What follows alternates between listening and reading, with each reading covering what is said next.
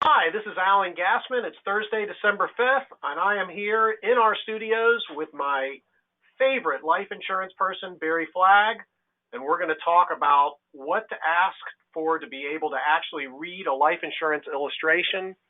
This is a very, very interesting presentation. Hold on to your seats.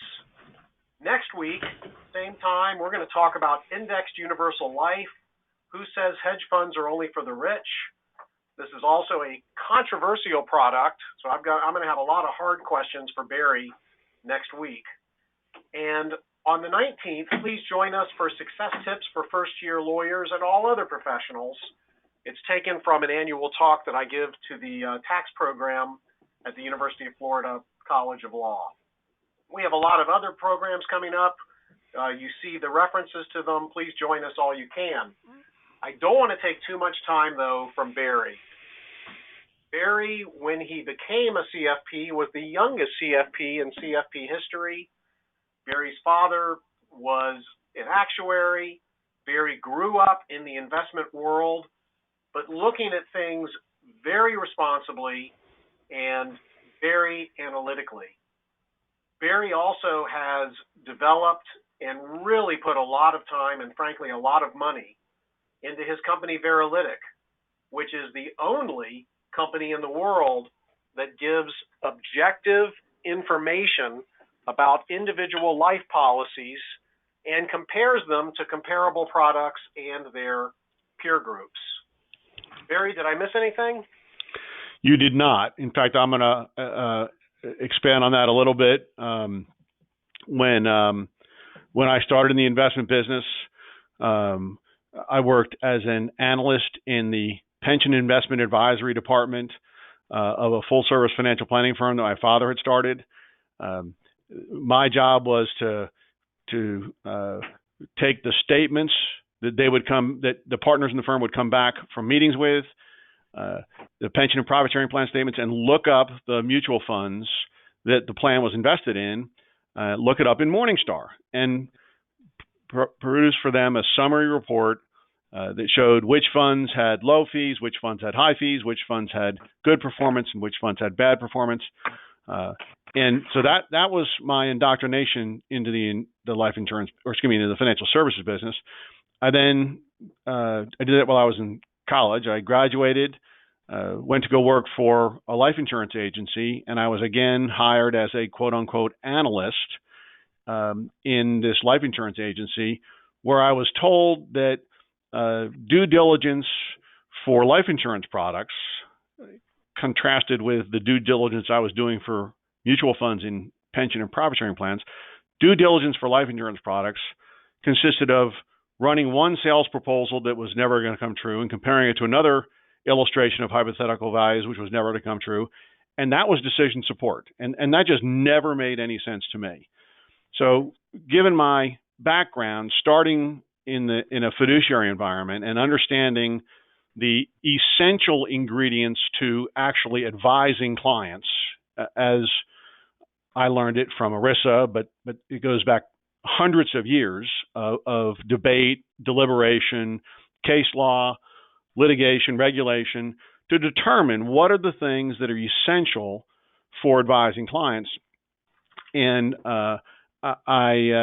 it seemed to me that those same principles, if applied to life insurance, would give you the key to actually being able to read illustrations. It is. We'll be at Heckerling. Alan, I know you'll be at Heckerling in second. I think it's second full week of January. We'll be there. I can tell you the question I get asked more than any other is, how do you read an illustration? Attorneys want to know how to read it so they can know, which product is better for the ILIT that they're drafting for a client. CPAs want to know how to read them so they can understand how the product works. Trustees want to know how to read them so that they can know if the projections that they're being shown are reliable and meet their duty of minimizing costs and setting reasonable performance expectations. And brokers even want to know how to read them, at least when they're in competition against a better looking illustration. So there are a number of common practices for the uses of illustrations, and it depends on what you're using them for, how you're gonna read them. But even in all of these cases, there is an absolute key to understanding. It's almost like you get a message that's encrypted. You need a key to decrypt the meaning of the message. Same thing with illustrations. Then there is a key to understanding how a policy actually works, to calculating the sufficiency or adequacy of premiums. Illustrations are very useful for establishing a baseline for ongoing management, which we'll come back to. Certainly from a financial planning or estate planning or wealth planning perspective, if you're doing a statement of cash flows and somebody needs a large life insurance policy, you've got to build into the cash flows what those premiums are. But back to the key, are the premiums reasonable? Is it reasonable to expect that those premiums will be enough in your cash flow planning? And probably the most common use, at least the most common use I get asked about, is illustrations are used as a proxy for costs, because there's a lot of time and effort put into apples to apples comparisons. And if we have an apples to apples comparison, if everything is the same, if the age is the same and the health risk class is the same and the face amount is the same and the gender is the same and the smoking status is the same and the assumed interest rate is the same, then the only variance then would be the difference in cost between one product and another. So illustrations are commonly used as a proxy for finding the low-cost products. But as we'll see today, that is actually not a useful application of illustrations. Illustration comparisons are actually now considered misleading by FINRA, the chief regulatory body of the financial services industry. A study was done by the Society of Actuaries saying that comparing illustrations to determine which product is better is not just inappropriate, but fundamentally inappropriate. And most recently, the OCC, the chief regulator of institutional fiduciaries, cautioned ILIT trustees that illustrations are subject to a high degree of fluctuation and therefore not reliable for trying to use to determine or for decision support on which product is better. But, they do all look alike. I mean, there are illustrations for whole life policies, which, they show premiums, cash values, and death benefits, guarantees, non-guarantees. They usually show an interest rate, sometimes not on whole life illustrations, but on universal life illustrations, again, they look a lot alike. They have an interest rate, they have the premium, the cash values, the death benefits, guarantees versus non-guarantees. Same thing with guaranteed universal life. Same thing with indexed universal life. Same thing with variable universal life. So if all of these illustrations contain all the same elements, they show the premium, they show the cash value, they show the death benefit, they show guarantees, they show non-guarantees, they show the interest rate, and they show all the client particulars, why can't you compare them? Why does FINRA say illustration comparisons are misleading? Why does the Society of Actuaries say that it's comparing illustrations is fundamentally inappropriate, and the OCC caution against their use as being unreliable? It's because we don't yet have the key to understanding the message.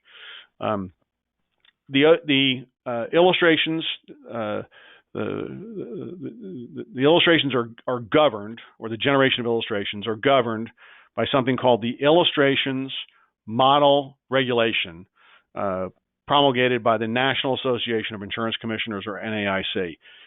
They issued that regulation in 1995-ish, and in 2015, they issued an announcement saying that it's not working. By their own admission, illustrations were using different crediting rates, even though they looked like they were the same crediting rates. And as I mentioned before, FINRA says they're misleading. The Society of Actuaries says they're inappropriate, and the OCC says they're unreliable. Interestingly, since I started my company, the New York Department of Financial Services, as of last year, issued a best interest rule specific to life insurance. It's called Regulation 187, and it says that the way you determine whether a product is in the client's best interest is not by comparing hypothetical values, which FINRA, the Society of Actuaries, and the OCC have already ruled against, but we haven't before had guidance for what we should be doing.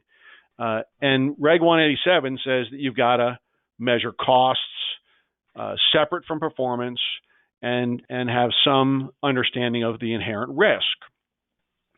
I wrote an article about the New York Best Interest Rule published by Steve Lineberg, which I know many of Alan's followers and listeners are subscribers to Lineberg. If you're not a subscriber to Lineberg, Steve has given me permission to share this with anybody who asks.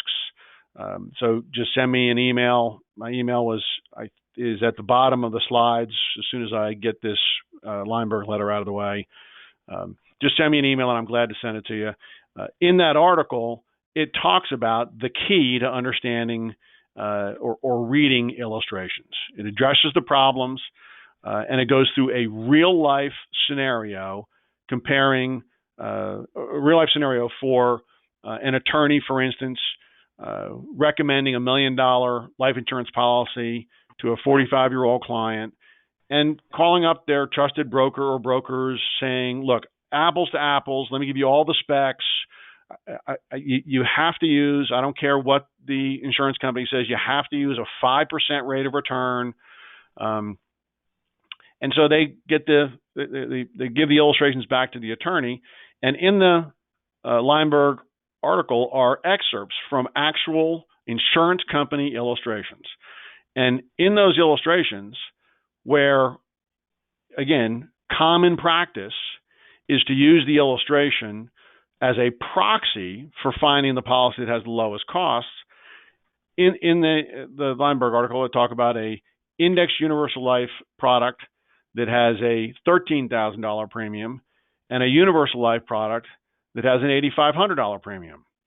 So if everything is apples to apples, and I assure you, the age is the same, the gender is the same, the risk class is the same, the face amount is the same, and the rate of return specified is the same, then the UL policy has to have lower costs, right? I mean, we've been doing this for decades. We've been looking at illustrations and finding the product that has the lower premium and presuming that one has the lower costs.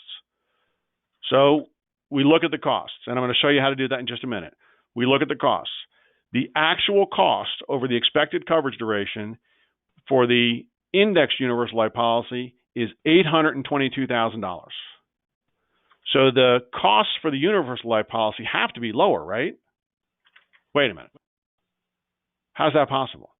How is it possible that the illustration that we're using as a proxy for costs has a lower premium, but costs that are 50% higher?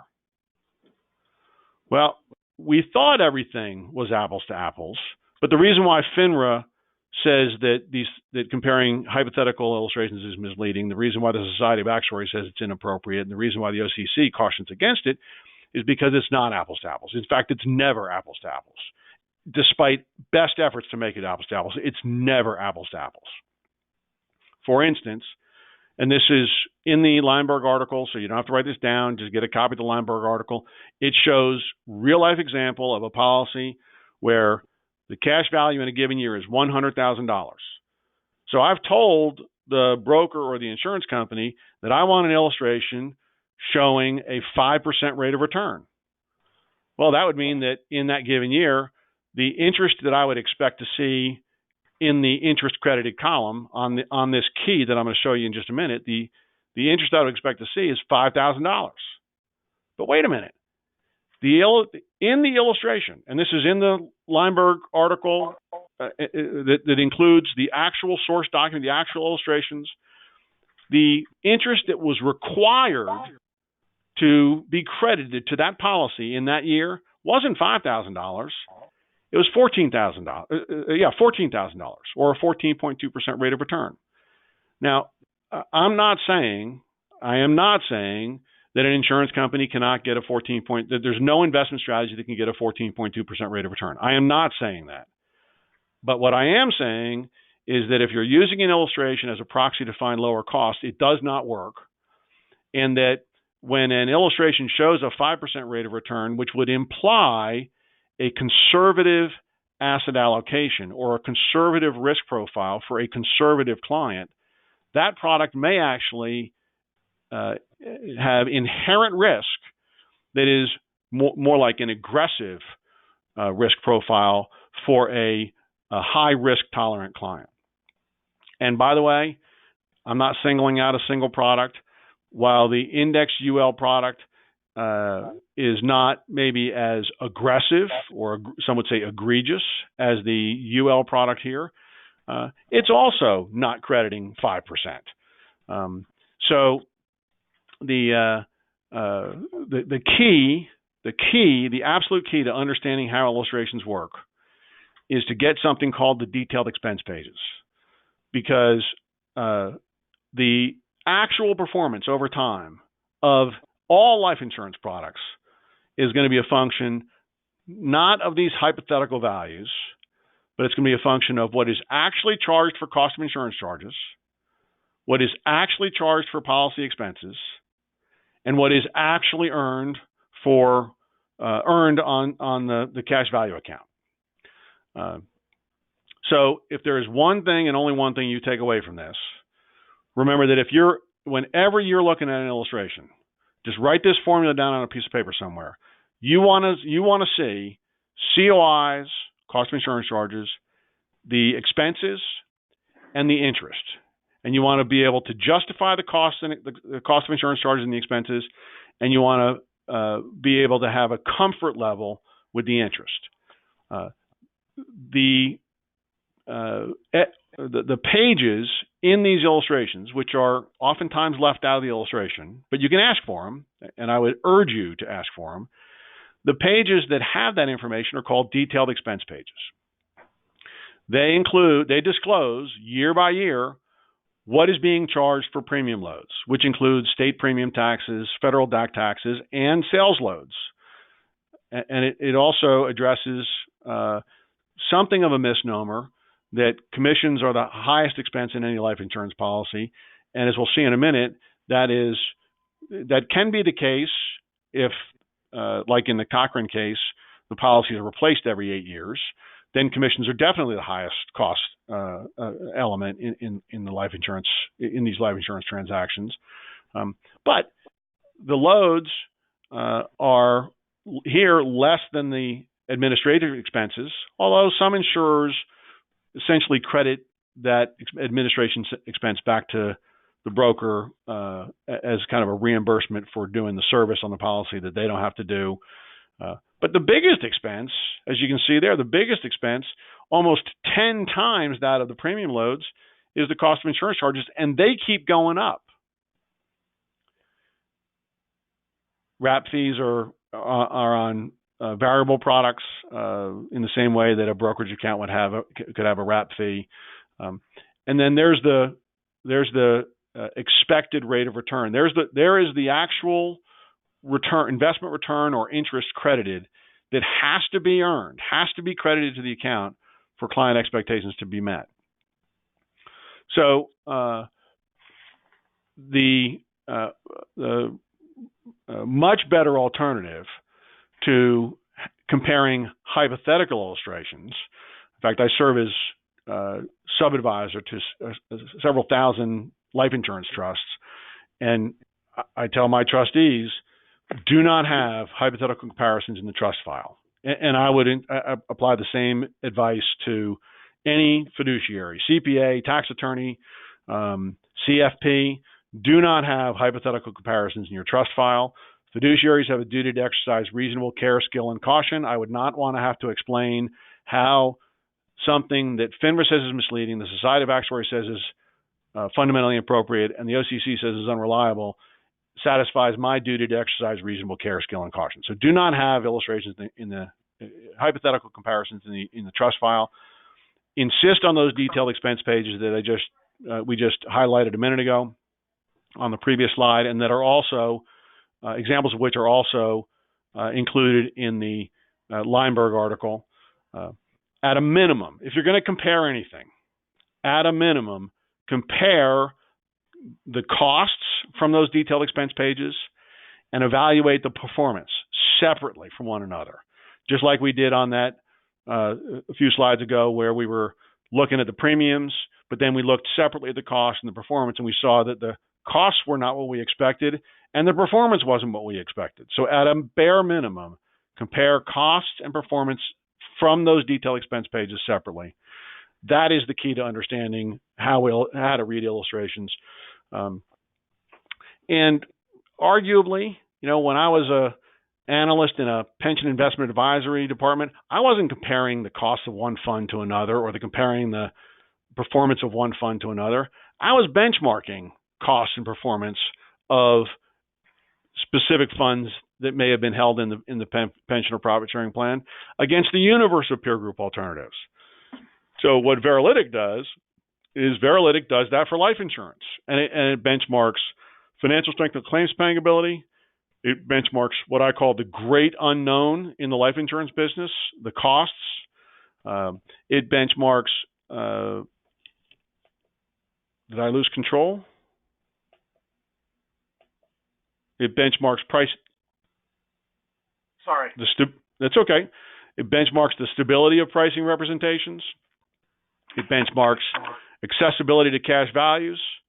And just like in mutual funds, it benchmarks the performance, the actual historical performance of invested assets underlying cash values. And just to show you how simple this is versus comparing illustrations, looking at the great unknown, using a benchmark instead of comparing illustrations, you know what the average cost is for all life insurance products, all peer group alternatives for that person's given age, health, risk class, gender, smoker status, face amount, the whole 9 yards. And because we've got this database, this largest database of cost of insurance charges and admin fees and wrap fees and premium loads, we know what the variance is, which, by the way, is corroborated by separate studies from Tillinghast Towers Perrin and a third-party administrator for life insurance. So we know where the worst available rates and terms are, and we know where the best available rates and terms are, or at least what they look like. And you can, by glancing at the policy expense breakdown chart inside a Veralytic report, in less time than it took me to explain it, you can see whether a client is being charged fairly or being charged just average or being overcharged.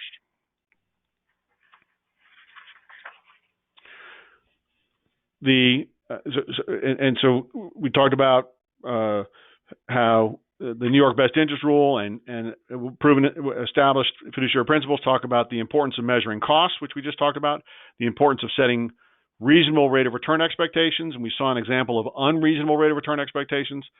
So if we were talking about anything other than life insurance, the rate of return that would be reasonable to expect would be a function of the client's risk tolerance, the asset classes that correspond, the asset allocation that corresponds to those risk tolerances, the time horizon over which we can withstand volatility, and all of that would determine the expected outcome. So if you're looking at a illustration and you get those detailed expense pages and you look at the interest column that we saw a few minutes ago, if the rate of return in that interest column is different from the historical performance of the assets that the insurer is required to invest in, then you might want to ask for a different illustration so that your cash flow projections are more reliable, or so that the gifting expectations, if you're a trustee, are more reliable, so that you know which product is actually better, and so that you know how this product is actually working, not just kind of blindly accepting the hypothetical values. using if you were to go one step further, and instead of just comparing the actual returns to a benchmark, the actual returns from the detailed expense pages to a benchmark, again, in a Veralytic report, we measure the crediting rate that is shown on the illustration. So in this particular example, the rate of return shown on the illustration was a 6.09% rate of return, and on that chart on the RATE chart, the chart that correlated the rate of return that's reasonable to expect with the different asset classes, we might call that a moderate conservative risk profile. So a product where the rate of return, the rate of return that was reasonable to expect was 6%, we would think that would be appropriate for a moderate conservative type client using modern portfolio theory vernacular. But wait, once again, this product has an undisclosed or underdisclosed bonus rate that's maybe in the footnotes, maybe only in the detailed expense pages. So the actual rate of return that the client has to receive for their expectations to be met is actually 10.7%. And I'm not saying that a carrier can't get 10.7%, can't credit 10.7%, but that is just a different risk profile than a 6.0 or a 6% rate of return. There's just more risk of not getting that return. And if you don't get that, what happens? What are the consequences?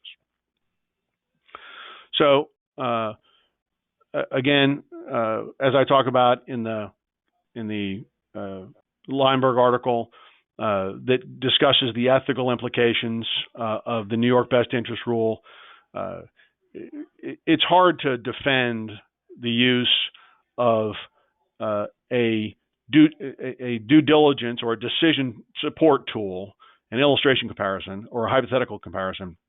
It's hard to defend that something that is considered misleading, fundamentally inappropriate, is consistent with a fiduciary's duty or an advisor's duty to exercise reasonable care, skill, and caution. So I would not put those in your trust file or in your client file. And again, at a minimum, get those detailed expense pages and benchmark costs separate from performance, either against other products or against industry benchmarks. And if you do it against industry benchmarks, you're following well-established, common, and proven practices. You're following what the New York Department of Financial Services, which is a industry leader in authoring important insurance regulation. You're following their prescription for how you identify which products are consistent with the client's best interests, and Veralytic has also been reviewed by FINRA. So in closing, I believe there are usually a lot of attorneys on Alan's calls. Life insurance is the last largest, most neglected asset on your clients' balance sheets.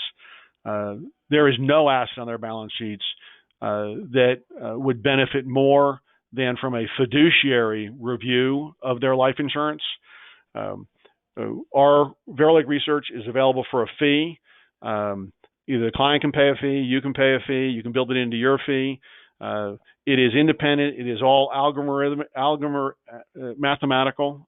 It is rules-based. The same product will get the same rating in Portland, Maine as it does in Portland, Oregon. So I'm happy to provide anybody on the call with a complimentary Veralytic report. Just Google complimentary Veralytic report. It should bring you right to a page that looks like this. You can get one on a policy of your choosing. Just follow the instructions on that page and use Gassman as the promotional code. And with that, I will see you, Alan, next week for our discussion about Index Universal Life and the similarities to hedge funds. And I turn it back to you, Alan. Sure, Barry. Let me ask you just a couple of questions here. Sure. Once you get this illustration that you've requested and you review it with the agent, what else do you normally ask for? Do you normally ask for them to show you a different illustration with more conservative assumptions? It depends. The two things. So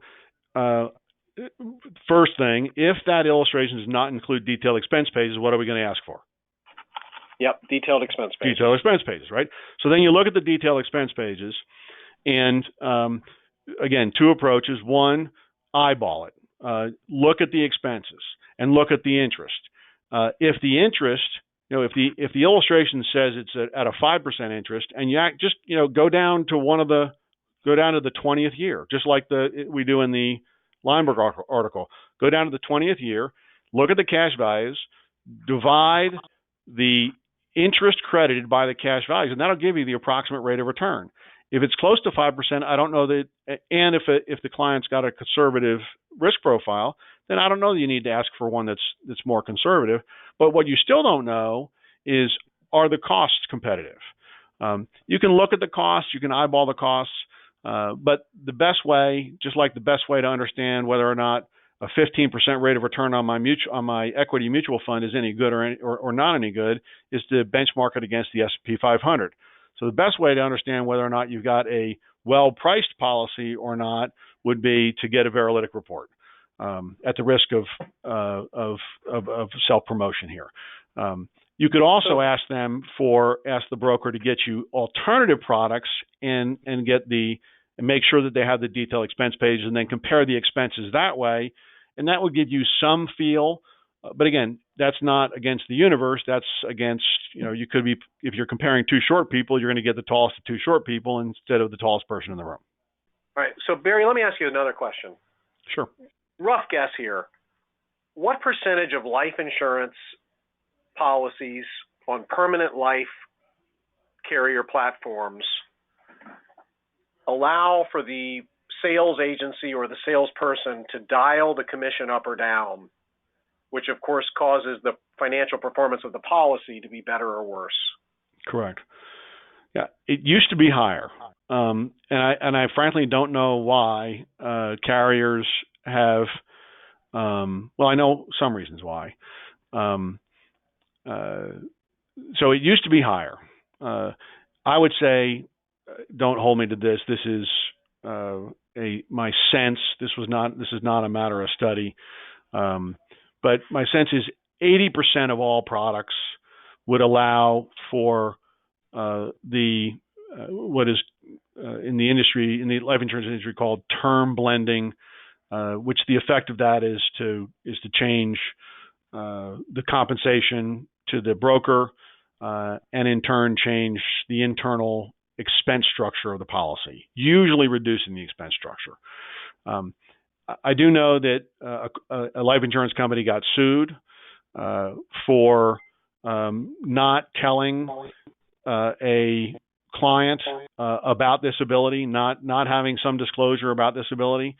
Very, very large policy. The insurance company lost the lawsuit, and so they withdrew the ability to do that on their products.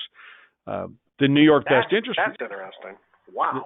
The New York Best Interest rule also requires, for the same reasons in this case, the New York Best Interest rule requires that if there is a non-commission version of a product and the client is being presented with the commission version, then the carrier has to get an acknowledgement from the client that they were made aware that there was a non-commission version available. And so the consequence of that is some carriers have withdrawn their non-commission product. Carriers are still largely dependent upon the commission-based distribution system. I think that's going to change over time. I think fee-only advisors and RIAs are going to take an increasingly larger role in life insurance advice going forward, in part because things like Veralytic give them the information they have to have in order to advise their clients. But right now, insurance companies are largely dependent upon the traditional distribution system, and so they've kind of got to keep them happy. And there are, unfortunately today, fewer products that have the ability to adjust commissions or allow for commission concessions or term blending than there was 5-10 years ago. Okay, and then finally, what do you? Most of our viewers today are lawyers. What's the biggest mistake that you see lawyers make time and time again when we're involved with clients in estate planning? and we either don't even notice, don't even think about, or should have and could have done something to help our clients. So this is also self-promotional, but the biggest mistake that attorneys for sure make. I mean, I've spoken at Notre Dame several times. We've exhibited at Heckerling going on 20 years now. I get asked this question all the time. The biggest mistake is comparing hypothetical illustrations. There is absolutely no certainty in that result. In that Lineberg article, you can see that the attorney would have picked the product that they thought was conservative and low cost, maybe 30% lower in cost, conservative and 30% lower in cost, when in actuality, the product had 50% higher charges and considerably more risk of it not coming true. That is, because of the prevalence of it, that is by far and away the most common mistake that attorneys make. Okay, great. All right, well, everybody has your name and information, your email address, bflagg@veralytic.com there at the bottom of page 6. I thank everyone for attending. We're looking forward to Alan, if I can interrupt, I'm also very active on LinkedIn. So if you don't, if you're concerned that if you send me an email that I'm going to spam you, which I won't, but if you want to connect a little less directly on LinkedIn, I post on something about life insurance and fiduciary advice or best interest rules almost every day. So feel free to connect with me there if you don't want to email me. Okay, very good. Thank you very much, and may the rest of everyone's day be billable.